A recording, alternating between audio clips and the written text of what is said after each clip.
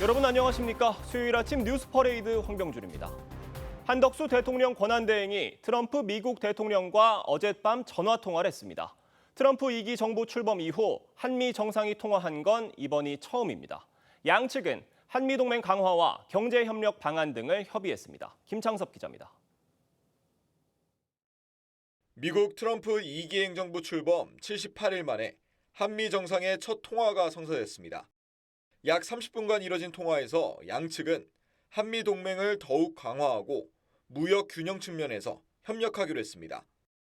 오늘 미국의 상호관세 발효를 앞두고 통화가 이뤄진 건데 한 대행은 조선과 LNG, 무역 균형 등 3대 분야에서 협력 의지를 강조하고 건설적인 장관급 협의를 계속해 나가자고 말했습니다. 한 대행은 CNN과 인터뷰에서 미국의 상호 관세에 맞대응하지 않고 협상하겠다고 밝혔습니다. Assess what this kind of 25% means for us, and we should, in a very cool way, should negotiate with them. 트럼프 대통령은 SNS를 통해 한 대행과 훌륭한 통화를 했다며 그들의 최고팀이 미국행 비행기를 타고 있고 상황은 좋다고 밝혔습니다. To countries around the world, bring us your best offers and he will listen. 그러면서 원스톱 쇼핑이 아주 효율적이었다고 썼는데 이는 관세와 더불어 방위비 분담금 등 여러 문제를 함께 협상할 가능성을 내비친 것으로 풀이됩니다. TV조선 김차섭입니다. 네, 오늘부터 미국에 수출되는 중국산 제품은 104%의 관세를 내야 합니다. 앞서 미국의 상호 관세 부과에 중국이 보복 관세에 나서자 50% 추가 관세를 미국이 부과한 건데 백악관은 한국과 일본 등 동맹국에 대해서는 상호 관세와 관련해 우선 협상할 방침을 밝혔습니다. 한지은 기자의 보도입니다. 미국 백악관은 중국산 상품에 대한 104% 관세를 현지 시간 9일 오전 0시, 한국 시간 오후 1시부터 예정대로 부과하겠다고 밝혔습니다. He said he's not considering an extension or delay. 트럼프 대통령은 앞서 두 차례 중국에 10% 관세를 부과한 데 이어 34%의 상호 관세도 부과했습니다. 그런데 중국 정부가 같은 세율 보복 관세를 예고하는 등 강경 대응에 나서자 추가 보복 관세 50%를 부과하며 맞대응에 나선 겁니다. 중국 정부는 크게 반발했습니다. 中方对中美经贸关系的立场已经讲得很清楚了。听到这位副总统说出这样无知又缺乏礼貌的话，令人诧异，也感到悲哀。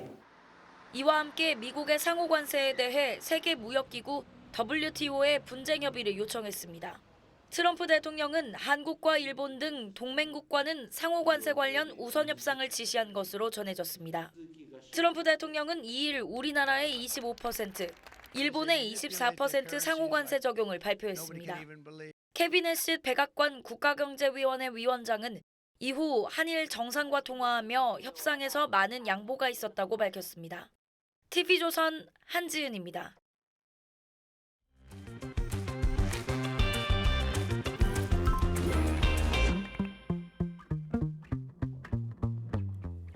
화제 이슈를 콕 집어 파헤쳐보는 아침의 픽입니다. 네, 앞서 전해드린 것처럼 한덕수 대통령 권한대행과 도널드 트럼프 미국 대통령의 통화 관련 소식, 권혁중 경제평론가와 함께 자세히 짚어보도록 하겠습니다. 안녕하세요. 안녕하세요. 네, 안녕하십니까. 평론가님, 지금 트럼프 2기 행정부 출범 이후에 한미 정상급 간에 직접 대화가 이루어진 건 이번이 처음이잖아요. 28분 동안 통화가 이루어졌다고 하는데 구체적으로 어떤 얘기들이 오간 것으로 좀 보세요. 네, 일단 크게 한 6가지로 좀 요약을 해볼 수가 있겠는데요. 첫 번째로는 역시나 이제 큰 대미 무역 흑자, 우리가 이제 큰 흑자를 보고 있는 부분. 네. 두 번째로는 이제 관세고요. 세 번째로는 조선업 협력 방안이고요.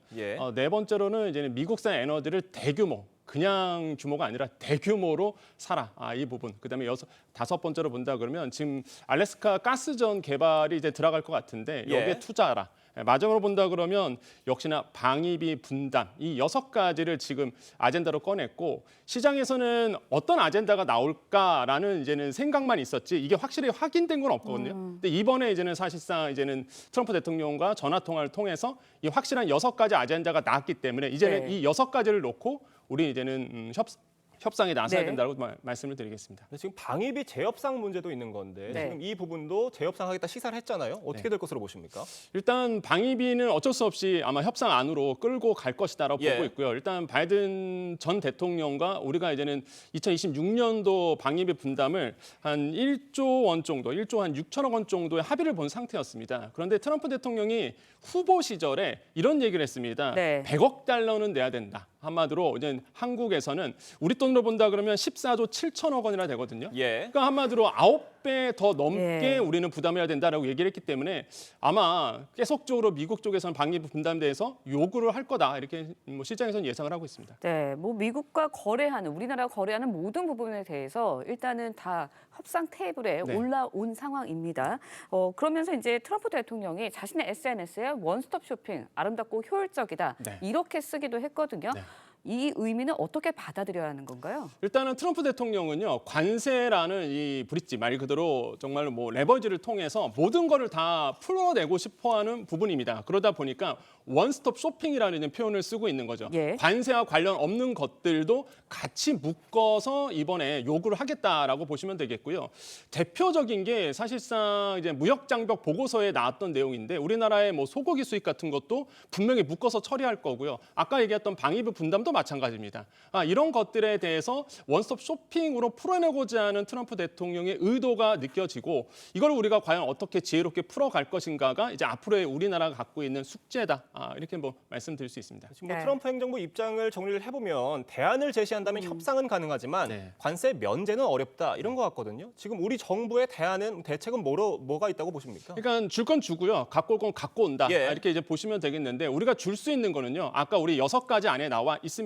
한마디로 미국산 에너지를 대규모 수입하는 방법과 그다음에 지금 미국 쪽에서 계속 요구하고 있는 거 한마디로 알래스카 가스전에 대한 LNG 가스전에 대한 막대한 투자를 지금 요구하고 있거든요. 아마 이게 진행이 되면은 트럼프 대통령의 가장 큰 치적이 되지 않을까 이렇게 보고 있어요. 그래서 예. 지금 대만, 일본, 우리나라에서 대규모 투자를 요구하고 있는 상황. 이 부분에 대해서 아마 우리가 어느 정도는 내어줄 수 있다라고 저는 생각을 해봅니다. 그 우리가 갖고 올 건 뭐냐? FTA 재협상은 절대 막아야 된다라고 저는 보고 있거든요. 이런 부분 이제 막아야 되겠고 관세를 아예 그냥 0%의 면제는 FTA 수준으로 0% 면제는 힘들겠지만 관세율을 낮춰주는 거. 현재 25%의 관세인데요. 이걸 한 조금 소폭 낮춰주는 방안으로 해서 아마 절충점을 찾지 않을까. 우리가 이것을 요구할 수 있다라고 좀 생각해 봅니다. 예. 네, 어제 국내 주식시장은 소폭 반등을 했지만 환율은 2009년 이제 금융위기 이후에 최고 수준으로 올라서면서 마감을 했습니다. 일단은 정상 간의 통화는 이뤄졌어요. 네. 금융위기 좀 안정화가 언제쯤 가능할까요? 저 관세 문제가 끝나기 전까지는 환율의 이런 불안성을 계속 이어갈 수 있다라고 좀 생각을 해봐요. 뭐 통화가 됐다고 네. 해서 환율이 급속하게 안정화될 것이냐라고 보지는 않습니다. 예. 일단 지금 1,473원 예. 됐는데 사실 이게 금융위기 이후에 가장 높은 수준의 환율입니다. 그러면 시청자분들께서 아니 환율이 높아지는 나랑 무슨 상관이 하실 텐데 수입 물가가 높아지는 거죠. 우리는 더 많은 돈을 주고 외국에서 물건값을 지불을 해야 됩니다. 그러면 이 수입 물가가 높아지면 고스란히 소비자 물가에 영향을 줍니다. 시차를 두고. 내가 이제는 시장에서 물건 사라고 그러면요. 내 월급 갖고는 사실상 더 벅차지는 거죠. 생활이 궁핍해집니다. 그래서 이런 문제가 있어요. 그래서 지금 1,470원대는 사실 시장에서 깜짝 놀랄 환율 수준이고요. 지금 이대로 가다가는 1,480원대도 끌어낼 수 있다. 지금 뭐 1,500원대도 열어놓는 분도 있거든요. 그러니까 사실상 굉장히 심각한 문제고 환율의 안정을 위해서는 역시나 원화 가치가 높아져야 되는데 지금 상황으로 본다 그러면 워낙 국제 시세가 우리나라에 대한 안 좋은 환경으로 있기 때문에 당분간은 환율의 급등세 이런 변동성은 계속적으로 일어날 수밖에 없는 부분이다. 이렇게 생각해 봅니다. 네. 저희가 이 얘기도 해보겠습니다. 트럼프 대통령이 중국에 104%의 관세를 예정대로 부과할 방침인데 이거 지금 미중 갈등이 굉장히 격화되고 있는 상황이잖아요. 우리나라의 경제가 수출 의존도가 높기 때문에 결국 우리 경제에 어떤 영향을 미치느냐가 굉장히 중요해 보입니다. 어떻게 보세요? 그렇죠. 이렇게 보시면 돼요. 우리나라는 중국 쪽에 수출을 많이 합니다. 예. 무역교육 1위 국가예요. 네. 그러면 우리는 중간재를 수출해서 중국에서 완제품 만들어서 미국이나 유럽 쪽으로 이제 수출을 하는데 중국이 만약에 관세 때문에 수출이 둔화된다라고 본다 그러면 우리가 또 중국 쪽에 들어갈 물건들이 또 사라지게 됩니다. 이게 우리나라에 직접적인 영향을 줄 수 있다는 것과 예. 특히 지금 104%의 관세율 사실 이거 이론적으로는 가능합니다. 원래부터 미국이 중국 쪽으로 20% 관세했죠. 여기서 34%의 관세를 또 추가했습니다. 그랬더니 중국 쪽에서 그럼 우리도 똑같이 34%의 보복 관세 할 거야 했더니 트럼프 대통령이 드디어 일타를 날렸죠. 한마디로 그래? 그러면 50% 추가 관세할 거야. 그게 바로 오늘 우리 시간으로 오후 1시 1분부터 진행이 됩니다. 예. 그렇기 때문에 그 사이에 중국과 미국과의 어떤 모종의 합의가 있지 않는 한 지금 104%의 관세가 이제는 들어가게 되고 그러면은 중국에서 나오는 아이폰들 대부분 중국에서 만들어지거든요. 그렇죠. 이런 IT 제품들은 미국 소비자 입장에서는 거의 2배를 더 주고 살 수밖에 없는 구조로 가요. 관세 쪽으로 본다 그러면 이게 과연 감당이 되겠느냐라고 볼 수가 있겠는데 이런 부분들이 좀 문제가 될 가능성 있다. 한마디로 우리나라에도 직관적으로 영향을 받는다라고 말씀드립니다. 예. 네, 관세 폭탄 때문에 중국에서는 일단은 WTO에 제소하는 방안을 검토하고 있는 것으로 앞서 리포트에서도 저희가 전해드렸는데 우리나라뿐만이 아니라 유럽이나 이런 개별 국가들에서는 어찌됐든 뭉쳐서 같이 협력을 하자 이런 움직임이 보이거든요. 그러니까 트럼프발 관세 폭탄 이후에 다 세계 그런 질서들이 좀 다시 재편되지 않을까 이런 생각도 드는데 어떻게 보세요? 그러니까 우리나라는 좀 힘들어요. 왜냐하면 뭐 EU라든지 캐나다 같은 경우는 경제 규모도 크고요. 무엇보다 레버리지 삼을 수가 있습니다. 그래 니네가 이렇게 우리나라에 관세를 책정해 우리도 그러면 똑같이 할 거야라는 이제는 이런 어떤 힘을 가지고 있는데 우리나라 같은 경우는 개별적으로 한마디로 이제는 대통령 권한대행도 말씀하셨다시피 사실상 우리가 이제는 보복 관세를 할 수 있는 부분은 사실 없거든요. 그래서 일단 어느 정도 절충점을 찾아갈 수밖에 없는데 다만 최근에 있었던 이슈가 있었습니다. 한국과 일본과 중국의 재무장관이 만나서 이 부분에 대해서 얘기를 했거든요. 예. 이게 하나의 어떤 지렛대로 삼아서 미국과의 어떤 교역을 풀어낼 수 있는 뭐 그런 어떤 지렛대가 될 수도 있다. 하지만은 개별적으로 우리가 미국 쪽으로 보복 관세를 한다든지 대응해서 관세를 조정하는 방법은 사실상 현실상으로 보기에는 좀 어렵다라고 말씀드립니다. 네, 저희가 다음 소식도 짧게 짚어보겠습니다. 네. 삼성전자가 올 1분기 시장 기대치를 웃도는 6조 원대 영업이익을 냈다고 합니다. 실적을 올린 배경이 뭔가요? 일단 두 가지로 보시면 되겠는데요. 모바일 쪽에서 생각보다 잘 나왔습니다. 원래 시장에서는요. 컨센서스가 예상치가 한 5조 원대 영업이익으로 생각했었는데 이게 뜯어보니까 6조 6천억 원이나 영업이익이 나왔거든요. 그러니까 잘 봤더니 이게 모바일 쪽에서 생각보다 잘 팔렸습니다. 한마디로 S25, 갤럭시 25가 굉장히 잘 나왔고요. 예. 이런 점들이 이제는 영업이익에 큰 도움이 됐다. 이렇게 좀 볼 수가 있겠고 그다음에 반도체에도요. 사실 이게 가수요가 붙었습니다. 그게 근데 좋은 가수요는 아니에요. 왜 그러냐면 관세가 앞으로 이제 예상이 되다 보니까 미국 쪽에서 미리 그냥 선주문을 해갖고 다 갖고 갔습니다. 그게 이제는 영업이익에 영향을 줘서 좀 좋게 나왔는데 이게 2분기에 가서는 오히려 이게 더 악재로 작용할 수도 있다 이런 얘기가 지금 나오고 있습니다. 이런 부분들은 우리가 좀 삼성전자에서 고민이 좀 필요해 보이는 부분이라 생각을 해봅니다. 네, 당장 2분기부터 이제 관세가 모든 호주에 압도할 것이라는 전망도 나오고 있거든요. 일단 1분기는 잘 막은 것 같은데 2분기 어떻게 나아가야 될까요? 지금 좀 어려운 상황이에요. 삼성전자 입장에서는 왜 그러냐면 일단 우리나라 관세만 맞은 게 아니라 스마트폰의 50% 넘어가는 게 베트남에서 제조를 하거든요. 베트남의 관세가 46% 책정이 됐습니다. 그러면 삼성전자에 대한 스마트폰에 대한 부분도 영업이익이 떨어질 수밖에 없기 때문에 삼성전자 입장에서는 결국에는 HBM의 부분이 매출이 좀 늘어나는 것밖에는 사실상 지금 기대치가 없다라는 거죠. 다만 해운 지수가 좀 낮아지고 있는 거, 물류비가 좀 낮아지고 있는 거는 희소식이지만 역시나 본질의 사업, 반도체라든지 스마트폰의 호조가 계속 이어지는 그런 어떤 과제를 좀 안고 있다. 좀 정리를 해드리겠습니다. 네, 경제 분야 이슈 관련해서 권혁중 경제평론가와 자세히 이야기 나눠봤습니다. 오늘 말씀 여기까지 듣겠습니다. 감사합니다. 네, 감사합니다. 한덕수 권한대행이 9일 뒤 퇴임하는 문형배 이미선 헌법재판관 후임을 전격 지명했습니다. 여기에 마은혁 재판관과 마용주 대법관까지 임명했는데 인사권 행사를 두고 정치권이 술렁이고 있습니다. 정민진 기자의 보도입니다. 대통령 파면 이후 처음 열린 국무회의에서 한덕수 권한대행은 지난 넉 달 동안의 혼란과 대통령 권리 상황에 사과하고 공직자의 마지막 소명을 강조했습니다. 대통령 고리라는 엄중한 상황을 맞아 정치적 중립을 확고히 유지하며 맡은 바 소임을 다해 주시기를 당부드립니다. 동시에 전격 발표한 별도 대국민 담화문을 통해 그동안 보류해왔던 마은혁 재판관과 마용주 대법관을 임명하고 오는 18일 퇴임을 앞둔 문형배 이미선 헌법재판관의 후임으로 이왕규 법제처장과 함상훈 서울고법 부장판사를 지명했습니다. 헌법을 중심으로 해서 국가가 잘 형성되는 그런 나라를 만들 수 있도록 일조를 하고 싶습니다. 한 대행은 경제 부총리 탄핵안이 계류 중이고 경찰청장 탄핵 심판도 진행 중인데 또다시 헌재 결원 사태가 반복돼선 안 된다며 오로지 나라를 위해 사심 없이 내린 결정으로 책임은 오롯이 자신에게 있다고 강조했습니다. 정보 관계자는 한 대행이 정치권은 물론 법조계, 사회 원로 의견까지 폭넓게 소렴했다며 대통령 권한 정지일 때 권한 대행은 현상 유지에 집중해야 하지만 고리가 된 상황에선 국가를 위해 반드시 필요한 권한은 행사해야 한다고 설명했습니다. 마은혁 재판관은 임명 즉시 임기가 시작돼 헌재는 지난해 10월 이후 반년 만에 구인 체제가 복원됐습니다. 이완규 함상훈 후보자는 국회 청문 절차를 거친 뒤 임명이 가능합니다. TV조선 정민진입니다. 네, 민주당 이재명 대표가 오늘 당 대표직을 내려놓고 본격 대선 채비에 돌입합니다. 김동연 경기지사와 유정복 인천시장, 이철우 경북지사 등 지자체장도 오늘 공식 출마 선언에 나서는데 대권 주자들의 발걸음이 빨라지고 있습니다. 이태희 기자의 보도입니다. 민주당 당원 당규상 경선에 참여하려면 당직을 내려놔야 합니다. 이에 따라 이재명 대표는 오늘 최고위원회의에서 대표직 사퇴 의사를 밝히고 이르면 이번 주 안에 공식 출마 선언을 할 예정입니다.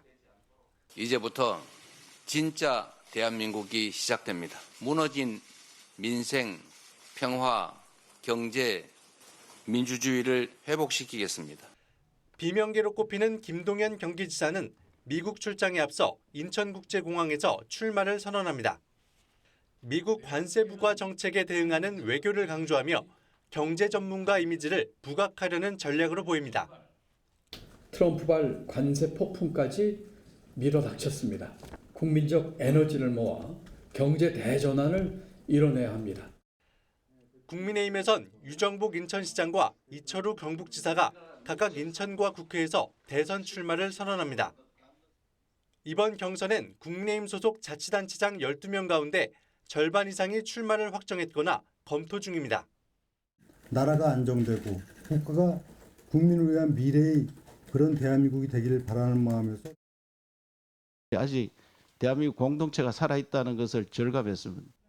어제 장관직을 사퇴한 김문수 전 고용노동부 장관도 국회에서 출사표를 던질 예정입니다. TV조선 이태희입니다.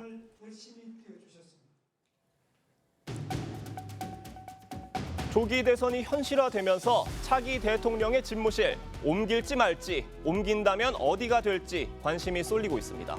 먼저 그대로 용산 대통령실을 쓰는 안입니다. 옮기기엔 시간이 없다는 현실론에서 이런 주장이 나오고 있고요. 윤석열 정부가 대통령실을 이전하는데 기재부 추산 517억 원이 쓰였는데 이런 이전 비용을 아낄 수 있다는 이유에서입니다.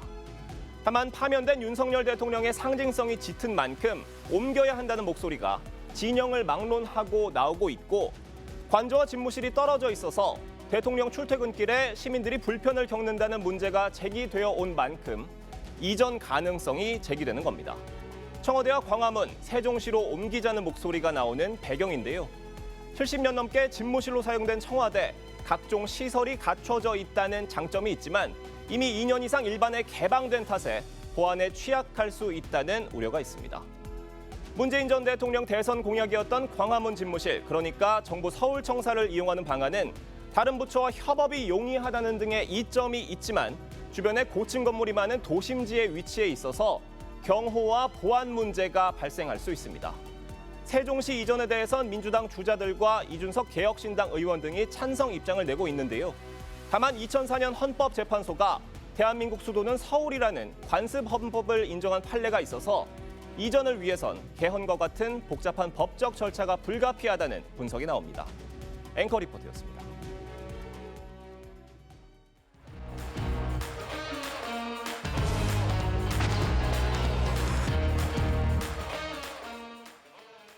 정치권 소식 짚어보는 아침의 맞수 시간입니다. 윤기찬 국민의힘 법률위 부위원장, 김진욱 전 민주당 대변인 나오셨습니다. 안녕하세요. 전해드린 대로 한덕수 권한대행이 대통령목 헌법재판관 후보자 2명을 지명하면서 정치권에 파장이 일고 있습니다. 어떤 얘기 나왔는지 들어보겠습니다. 4월 18일 공석이 되는 2명의 헌법재판관을 지명했다는 점은 높이 평가할 만하다 이렇게 생각을 하고 있습니다. 용단을 내린 것이고 그리고 용기를 낸 것이다. 한덕수 대통령 권한대행이 자기가 대통령이 된 것으로 착각한 것 같습니다. 토끼가 호랑이 굴에 들어간다고 호랑이가 되는 건 아니죠. 한덕수 권한대행의 이번 지명 굉장히 고차 방정식이라는 생각이 드는데 향후 사법부 구도에서 뭐 대선 전국까지 염두에 둔 조치다 이런 해석들 나오고 있습니다. 어떻게 보세요? 근데 단순하게 보면은 지금 자연스러운 조치라고 볼 수 있어요. 예. 왜냐하면 4월 18일 되면은 이제 두 분의 재판관이 퇴임하잖아요. 우리 법에 따르더라도 퇴임 전에 일단 임명을 해놔야 되는 거기 때문에 그 임명을 위한 절차 개시는 당연한 거고요. 그다음에 현재 결정 취지를 보더라도 오히려 미임명하는 것이 문제라는 것이지 임명하는 것은 당연한 겁니다. 네. 그리고 법률적으로 보면 이게 불가능하다라고 그런 학설도 많지가 않아요. 예를 들면 물론 권한대행의 권한행사 범위 관련해서 뭐 현상 유지설도 있고 그다음에 적극적 행사 가능하다는 설도 있지만 실제 많은 다수의 학자들은 이게 사안별로 구분해서 긴급 사안은 해야 된다라는 취지의 학설들이 많기 때문에 법률적으로 불가능하지 않다. 그리고 민주당에서도 이 법률적으로 불가능하지 않다는 전제에서 이게 하지 말라라는 입법을 시도했잖아요. 그렇기 때문에 여러모로 보나 이 부분은 물론 인원에 대해서 민주당이 공격할 수 있어요. 해당 후보자에 대한 뭐 맞지 않는다 이런 공격할 수 있어도 이게 행사하면 안 된다 이런 취지의 공격은 저는 좀 사안과 맞지 않지 않겠는가 이렇게 생각합니다. 지금 민주당에서는 원천 무효라고 강하게 반발하고 있습니다. 네, 그렇습니다. 대통령의 고유 권한인 이 헌법재판관의 지명권 이것을 갖다가 한덕수 권한대행이 임명한 것은 심각한 월권이자 또 이 헌법 정신을 위반한 그 아주 중대한 헌법 위반이다. 그래서 즉각 처리해야 된다 이런 입장인데요. 지난 3월 24일 날 한덕수 권한대행에 대한 헌법재판소의 탄핵 심판이 있었습니다. 그 자리에서 헌법재판소는 이렇게 얘기를 합니다. 대통령 권한대행은 국민의 직접 선출로 이 민주적 정당성이 있는 대통령과는 확연히 구분되는 지위에 있다. 그렇기 때문에 탄핵에서 대통령에 필요한 이 국회의원 제적 3분의 2가 아닌 본래의 지위인, 그러니까 국무총리 그 지위에 있는 그런 2분의 1의 그 찬성으로도 얼마든지 국회에서 탄핵이 가능하다라고 얘기했습니다. 이것을 한마디로 정의를 하면 대통령 권한대행은 대통령이 아니다라는 뜻이고 대통령이 행사할 수 있는 고유의 권한은 지금 이제 그 차기 대선까지 55일 남았습니다. 55일 뒤에 있을 새로운 대통령이 탄생하게 될 새로운 대통령이 행사하면 되는 것입니다. 지금 4월 18일 날 문영배, 이미선 두 분의 재판관이 퇴임하기 때문에 그 전에 헌법재판소를 구인 체제로 만들어 놓는 것이 중요하다라는 말씀하시는데 어저께 마은혁 재판관 후보자가 임명이 됐습니다. 그렇기 때문에 4월 18일 날 문영배, 이미선 두 분의 재판관이 퇴임을 하시더라도 헌법재판소에서 필요로 하는 이 심리 그리고 결정 이상을 하는 정족수 7명이 지금 충분히 채워진 상황입니다. 그렇다면 더 이상 헌법재판소가 기능이 중지될 것을 우려할 이유도 없다. 그럼에도 불구하고 두 분의 재판관을 지금 그 한덕수 권한대행이 임명한 행위는 매우 잘못된 행위다. 그렇기 때문에 원천 무효이고 즉각 처리해야 된다. 이런 입장입니다. 그런데 뭐 법 쪽에 특히 헌법학계에서는 파면 이전과 이후의 권한대행의 권한에 대해서 좀 다르게 봐야 된다. 이런 해석도 있잖아요. 그러니까 파면이 된 이후니까 권한대행의 권한을 좀 더 적극적으로 해석할 수 있다 이런 시각도 있더라고요. 그러나 지금 이제 새로 지금 대선이 55일밖에 남지 않았습니다. 그렇다면 새롭게 이 대통령이 언제 뽑힐지 모르는 상황이 아니라 반드시 55일 뒤에는 새로운 대통령이 국민이 직접 선출해서 이 민주적 정당성을 확보한 대통령이 탄생할 것이 예정되어 있는데 그 가운데에서 권한대행이 이렇게 무리하게 이 권한을 대통령의 고유의 권한을 대신해서 행사하겠다라는 것은 분명히 문제가 있다는 것이고 네. 이 부분에 대해서는 많은 헌법학자들도 문제가 있다는 부분을 지적하고 있습니다. 지금 뭐 민주당에서는 비판을 하는 상황인데 윤기찬 변호사님 보시기엔 어떻습니까? 그러니까 지금 만약에 한덕수 권한대행이 임명하지 않았을 경우에는 어떻게 되니까 여러 가지 문제들이 발생할 수 있는 상황이었잖아요. 이런 부분에 대한 고려들이 있었을 것 같거든요. 그러니까 헌법재판소 결정을 보더라도 그 임명권은 대통령한테 있다는 건 맞죠? 예. 임명권에 제한이 있다는 건 아니에요. 오히려 임명하지 않는 것이 위헌이라는 거거든요. 그 경우의 수는 국회가 선출하거나 대법원장이 지명하는 경우에는 대통령이 이거를 거부할 수 없다 이런 취지가 숨어 있는 거잖아요. 물론 그 임명함 여부에 대해서 약간의 검찰 시간적 여유만 차치한다면 임명하는 것이 의무다 이런 취지의 주장이기 때문에 임명권을 제한한다는 취지에 어느 설치도 없어요. 그러니까 임명권이 있는데 국회에서 오는 것은 그대로 임명하고 그다음에 대통령 원래 고유의 임명 권한 3분은 본인이 재량껏 선발해서 임명하고 이런 그 경우의 수가 있는 거지 여기 대통령 임명권이 권리시나 아니면 직무정지시나 그다음에 원래 그 대통령이나 차이가 있다 이런 취지의 현재 설치는 없는 것이고 또 하나는 지금 이걸 만약에 국회에 맡겨두면요. 국회는 원래 작년도 10월 달에 3분의 임기가 끝났어요. 근데 선출하지 않았잖아요. 안 하고 2달 정도 끌면서 행정부의 그 이진숙 방통위원장의 직무집행정지 기간을 늘렸잖아요. 그러다가 갑자기 대통령이 탄핵이 되니까 그때 또 마구 채워놓습니다. 그러니까 이게 무슨 5일장도 아니고 민주당 입맛에 맞게끔 세웠다 줄였다 할 수가 없는 거잖아요. 그다음에 대통령 탄핵이 끝나니까 다시 6인 체제로 가도 상관없겠다. 임명하지 말라. 이것은 뭐냐. 그러다 다시 누군가 대통령이 되면 그때 또 이 임명을 채워 넣어서 결국은 뭐냐면 본인 사안별로 맞는 헌법 구성을 하겠다. 이거는 저희 입장에서 볼 때는 이재명 대표께서 지금 위원제청 심판이 다 각하됐잖아요. 그러면 그 이후에는 헌법 소원을 제기할 수 있어요. 그럼 본인의 사법 리스크를 재판을 정지할 수 있는 수단이 헌법재판소의 해당 법률 조항 효력 정지거든요. 자, 이런 식의 본인 입맛에 맞는 인원들을 채워넣기 위해서 어떤 이 빌드업을 하는 것이 아닌가 이런 오해가 있을 수 있는 거기 때문에 민주당에서는 트집을 그만 잡았으면 좋겠다 싶습니다. 그러니까 이런 경우가 있습니다. 이와 비슷한 사례가 2017년도에도 분명히 있었습니다. 당시 황교안 권한대행 시절이었는데 그때 대통령 몫의 재판관이 퇴임하시고 나서의 공석 그리고 그 대법원장 몫의 빈 자리가 있었는데 대법원장 몫의 빈 자리에 대해서는 대법원장 추천으로 인해서 인사청문회가 끝나고 난 다음에 그 부분에 대해서는 당시 황교안 권한대행이 임명을 했습니다. 그러나 대통령 몫의 이 빈 자리에 대해서는 황교안 권한대행이 임명하지 않고 그때 이후에 새롭게 당선된 문재인 대통령을 통해서 그 자리를 임명하게끔 했던 사안이 있어요. 같은 사안입니다. 그러니까 권한대행이 어디까지 자기의 역할을 할 수 있는 것이냐, 그 권한의 범위가 어디까지인 것이냐 하는 부분에 대해서는 당시에도 명확한 선례적으로 남아있는 것이 있기 때문에 이번에 이 한덕수 권한대행의 그 임명, 지명에 대해서는 굉장히 위법적인 월권이다 이렇게 판단할 수밖에 없다 이런 말씀드립니다. 근데 이런 게 있어요. 만약에 한덕수 권한대행이 세 분을 한꺼번에 지명하지 않았으면 또 6인 체제가 계속 가는 거잖아요. 그럼 또 일각의 정치권에서는 마은혁 재판관 뭐 적당하지 않다 이런 문제 제기하고 있잖아요. 예전에 사회주의 활동 이 부분이 헌재 자유민주적 기본 질서를 공고히 한다라는 헌법 전문에 맞지 않는다. 이런 주장도 또 타당한 부분도 없지 않아 있어요. 그러면 한덕수 총리 입장에서는 이러지도 못하고 저러지도 못하고 6인 체제가 지속되는 거란 말입니다. 그러면 그 사이에 이후에 만약 이재명 대표께서 대통령이 된다 하더라도 또 헌재 재판관 임명까지는 30일 이상이 걸립니다. 그럼 90일 동안은 국민 그 기본권 보호 헌법 소원도 하지 못하는 건가요? 자, 이런 식의 정략적인 접근보다는 원리 원칙대로 가자는 거죠. 물론 학설들은 다양한 학설이 있습니다만은 현재 금지한다는 학설이 다수설이 아니잖아요. 그렇다면 그냥 정치권에서는 일단 맡겨두고 그 다음에 그 이후에 정부가 탄생하게 되면 또 거기에 따라서 후속 조치가 이어지는 것이 맞지 않겠는가 이렇게 생각합니다. 네, 그러니까 대통령 권한대행의 권한 범위를 두고 법조계 그리고 정치권의 공방이 뜨거운 상황인 것 같습니다. 이런 상황에서 이완규 법제처장의 지명을 놓고도 지금 정치권 공방이 뜨거운 상황인데요. 관련 영상 보겠습니다. 그날 안가에 가셨잖아요. 그렇습니다. 예. 누구누구 네 분?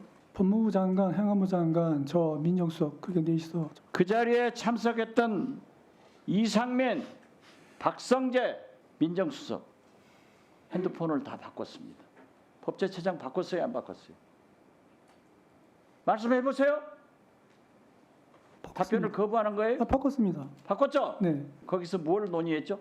저녁 먹자고 연락이 왔길래 저 가서 저녁을 먹으러 갔고 가서 얘기를 들어보니까 뭐 다 아는 게 없어요. 그러니까 무슨 뭐 다들 제가 말씀드렸으니까 한숨만 쉬다 왔다고요. 민주당에서는 오늘 법사위 현안질의 이완규 법제처장 소환을 했습니다. 어떻게 보세요? 지금 되게 이 부분에 대해서도 본인이 지명을 받았다고 하더라도 저는 거부했어야 되는 것이 맞다라고 봅니다. 그런데 덥석 이것을 받았다는 것이 잘못됐다고 보고 지금 이완규 법제처장 같은 경우에는 당시에 12.3 비상계엄이 있었고 그 다음 날 바로 안가의 삼청동 안가 모임에 참석했던 사람입니다. 그 자리에 참석했던 사람이 누구입니까? 박성재 법무부 장관, 또 이상민 행안부 장관, 이완규 법제처장, 또 그 민정수석을 맡고 계시는 분 이렇게 네 분이서 참석을 해가지고 과연 그냥 단순하게 밥자리를 하는데 안가로 모이겠습니까? 왜 안가로 모인 겁니까? 그 자리에서 무슨 논의가 있었는지. 지금 그리고 이완규 그 법제처장 같은 경우에는 공수처의 그 내란 방조 혐의로 고발되어 있고요. 그 수사를 받아야 되는 상황이고, 어제 보도에 나온 걸 보면은 경찰의 국수본에서 이미 피의자 신분으로 조사를 받았습니다. 이 부분들에 대해서 여전히 피의자 신분을 유지하고 있는 상황이고, 방금 전에도 TV에서 저희 방송에 나왔습니다만, 그 안가의 모임이 끝나자마자 그 안가에 참석했던 사람들이 모두 휴대폰을 교체합니다. 이것이 우연입니까? 단순하게 한숨만 쉬고 밥만 먹고 나왔는데 휴대폰을 왜 교체하겠습니까? 뭔가 그런 부분들에 대한 향후에 철저한 조사와 수사가 필요하기 때문에 이 부분에 대해서 본인이 피의자 신분 상태에서 이 지명을 받은 것은 그 매우 부적절한 처신이었다, 이렇게 보고 있습니다. 네.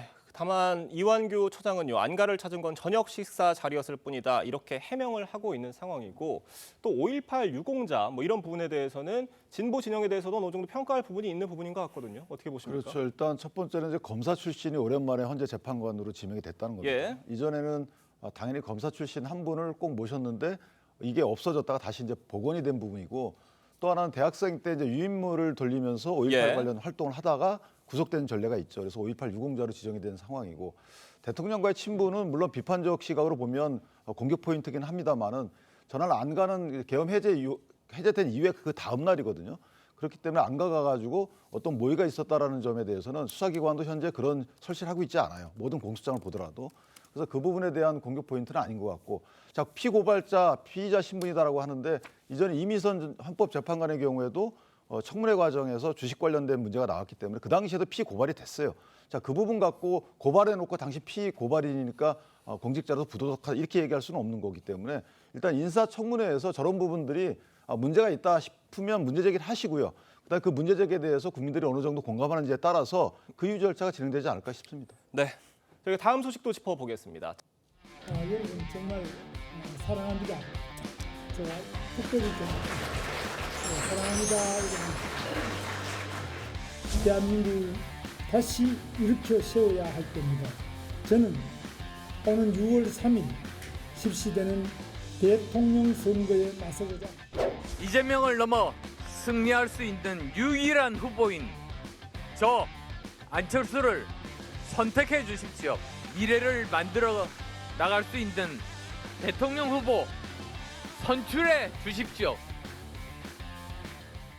김문수 장관이 사의를 표명하면서 대선 출마를 공식화했습니다. 14일 출마 선언을 예고한 홍준표 시장이 본인은 김 전 장관과 달리 유연성이 있다면서 벌써 견제구를 날리는 모양새인데, 이들은 모두 윤 대통령의 탄핵 반대파였습니다. 이른바 반탄파의 대선 경쟁력, 민주당에서는 어떻게 보고 계십니까?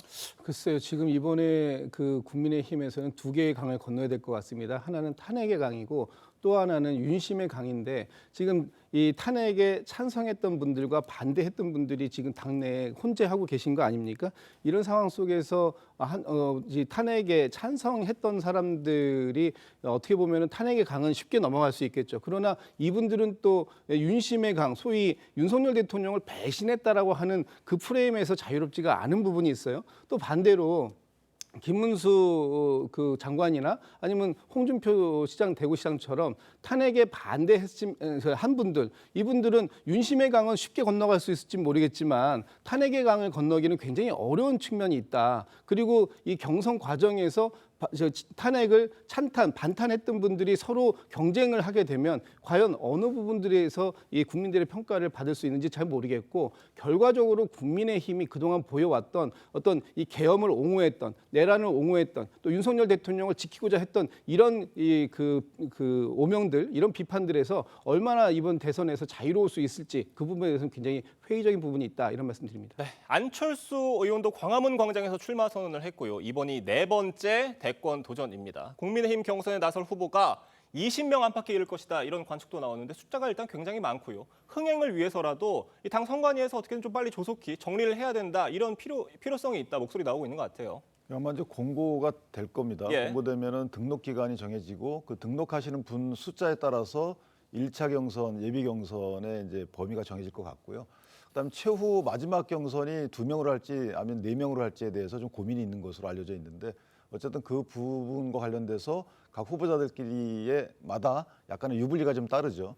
근데 어쨌든 저는 개인적으로 다양한 스펙트럼의 많은 분들이 나와서 경선 마당을 채워주시면 경쟁 과정에서 뭐 흑색 선전 등이 없게 되면 이게 나중에 시너지로 발전될 가능성이 있다. 이제 안철수 후보의 경우, 의원의 경우에도 의정 경험이 많잖아요. 그리고 상대적으로 이재명 대표에 비추어 볼 때 예측 가능성이 큰 분이고, 또 하나는 이전에 이제 다양한 정치적인 스펙트럼을 갖고 있다가 최근에는 보수에 뿌리 내린 과정이 좀 길었기 때문에 개인적으로 보면 경쟁력이 이전보다 훨씬 더 높아지지 않았나 싶어서, 자, 이런 분들끼리 다양한 한 팀을 만든다면 저는 다음 5월 대선도 나쁜 결과가 나오지 않지 않을까, 뭐 이런 예측이 됩니다. 네, 뭐 오세훈 서울시장의 출마 선언도 임박한 것으로 전해지고 있고요. 유정복 인천시장, 이철우 경북도지사 등 이 국민의힘 소속 자치단체장 절반 이상이 출마를 확정하거나 검토 중인 상황이라고 합니다. 뭐 일각에서는요, 시 도정 운영 공백에 대한 우려도 나오고 있는데 이 부분에 대해서는 어떻게 보세요? 이제 보궐선거 시점이 지났잖아요. 예. 28일 기준으로 보궐선거 치룰지 여부가 결정되는데, 어쨌든 대행 체제가 이제 거의 다 마무리돼놓고 하게 해놓고 나왔고, 그 대행 업무 수행자의 경우에도 경험이 많은 분들로 아마 세팅을 했을 것 같아요. 이전에 이제 출마를 예상하신 분들은 따로 시도 공백은 없을 것 같고, 다만 이제 이분들이 나오게 된 배경에 대해서 앞으로 이제 완주할지 여부가 문제가 되는데, 그것들은 각자 각 분들이 마음속에 어떤 목적을 갖고 나오는지에 따라 다르기 때문에 저는 개인적으로 이 많은 분들이 이 시도정 그 경험을 토대로 해서 이재명 대표의 상대적인 경쟁력 있는 경선 레이스를 펼치지 않을까, 그렇게 조심스럽게 예측합니다. 네, 이거 같은 이유로 지금 시도 어떤 공백 우려, 또 그리고 어떤 현실적인 이유에서 김동연 전 지사의 경우에도 어떤 출마 선언을 좀 고민할 것이다, 이런 관측이 있었는데 오늘 출마 선언을 공식화한다고 해요. 아마 이렇게 도정에 대한 공백은 별로 없을 겁니다. 왜냐하면 이번에 뭐 국민의힘이나 민주당 같은 경우에 어차피 4월 말 또는 5월 초까지 후보 선출을 완료해야 되는 시점이다 보니까 남아있는 시간이 대략 한 3주 정도밖에 없고요. 이게 이제 지금 국민의힘 같은 경우에는 한 20명 가까이 되신다는 거 아닙니까? 그것을 경선을 통해서 컷오프를 통해서 가르다 보면은 한 4-5분 정도로 갈리게 될 텐데, 그 외의 분들은 다시 바로 직무에 복귀하실 가능성이 있기 때문에 이 도정 공백은 없을 것 같습니다. 그리고 오늘 김동연 지사 같은 경우에도 이제 미국 출장을 앞두고 인천공항에서 출마 선언을 한다는 건데, 지금 완주를 설령 한다고 하더라도 휴가를 통해서 충분히 이용할 수 있고, 길게 잡아도 2주 정도면은 뭐 충분히 이 경선 레이스를 소화할 수 있기 때문에 큰 도정의 공백은 없을 것 같다, 이런 말씀드립니다. 네, 알겠습니다. 오늘 두 분 말씀은 여기까지 듣도록 하겠습니다. 감사합니다. 대장동 개발을 도와달라며 청탁하고 뇌물을 공유한 혐의로 1심에서 실형을 선고받은 화천대유 대주주 김만배 씨가 항소심에서 무죄를 선고받았습니다. 청탁과 함께 뇌물을 받았다는 당시 성남시의회 의장에게도 무죄 판결이 내려졌습니다. 김준석 기자입니다. 성남시의회는 2013년 1월 성남도시개발공사 설립 조례안을 통과시켰습니다. 검찰은 당시 최윤길 전 성남시의회 의장이 화천대유 대주주 김만배 씨의 청탁을 받고 조례안을 통과시켰다며 두 사람을 기소했습니다. 최 전 의장이 그 대가로 2021년 2월 화천대유 부회장으로 채용되면서 성과급 40억 원을 지급받기로 하고, 같은 해 11월 17일까지는 급여 등 명목으로 8천만 원을 받은 것으로 봤습니다. 1심 재판부는 지난해 2월 김 씨에게 징역 2년 6개월을, 또 최 전 의장에게는 징역 4년 6개월의 실형을 선고하고 법정 구속하지는 않았습니다. 하지만 항소심 재판부는 두 사람 모두에게 무죄를 선고했습니다. 조례안 통과에 반대해 표결하지 않고 퇴장하는 새누리당 의원들을 가로막는 등 대장동 주민들의 배후에 최 전 의장이 있었다는 남욱 변호사 등의 진술을 받아들이지 않았습니다. 진술의 근거가 없고 번복된 데다 오히려 책임을 회피하려 했다고 봤습니다. 또 최 전 의장의 행위가 통상적으로 허용되는 정치 활동을 넘어선 것으로 볼 수 없다고 판시했습니다. 그러면서 뇌물 공여는 최 피고인의 직무상 부정 행위가 전제돼야 한다며 죄가 성립한다고 볼 수 없다고 덧붙였습니다. 사건의 실체적 진실에 입각해서 현명한 판단해 주신 재판부께 감사드리다는 말씀. 검찰은 판결문 분석을 마친 뒤 상고 여부를 결정하겠다고 밝혔습니다. TV조선 김준석입니다.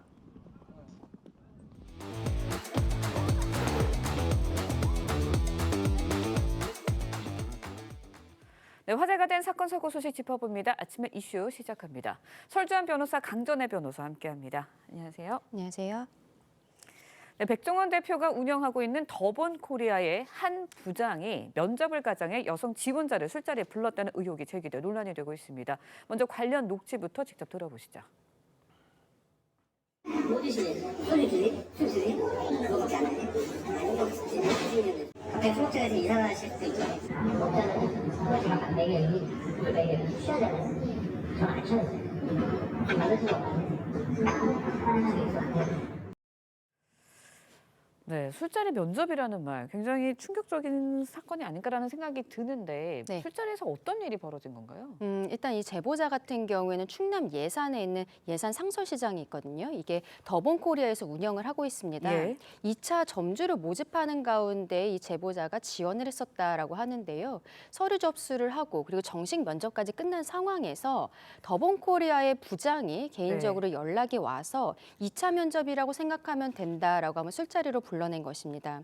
그리고 술자리에서는 인성검사라고 이야기를 하면서 좀 부적절한 질문들 같은 것도 있었던 것이죠. 그리고 이후에 이 제보자가 결과적으로는 합격을 하게 되었는데 다른 그 점주들과의 술자리에 있어서도 부적절한 신체 접촉이 있었고 또 그 당시에도 부당한 언사들이 있었다라고 주장을 하고 있는 상황입니다.